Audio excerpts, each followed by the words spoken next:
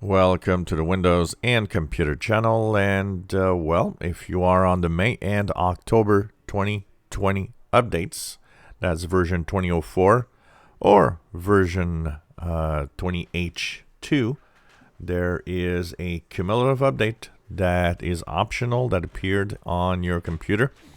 The optional update is a bug fixing update and a huge list of bug fixes.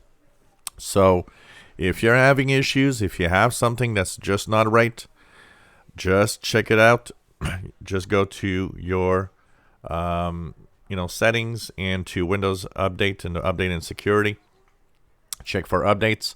Because it's optional, you'll have to accept and say that you want to have the download and update of this a huge update. And this was already tested in the past few weeks in Insiders before it was released. Brings your build number to 19041 or 19042.906.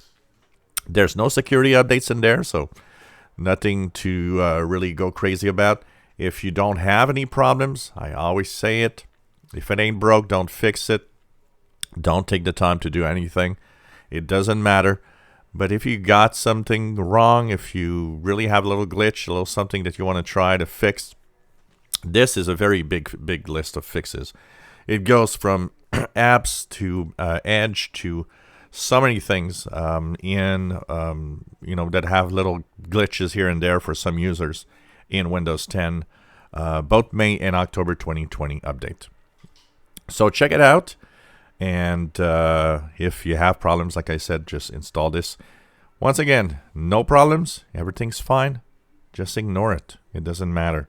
It fixes bugs, but if you have not seen any bugs, like I said, just, if it ain't broke, don't fix it. So it's not important. Once again, 19041 or 19042.906 is the build number that you'll have after you install these updates. That will take anywhere from 10-15 minutes to an hour, depending on the speed of your computer. If you enjoy my videos, please subscribe, give us thumbs up. Thank you for watching.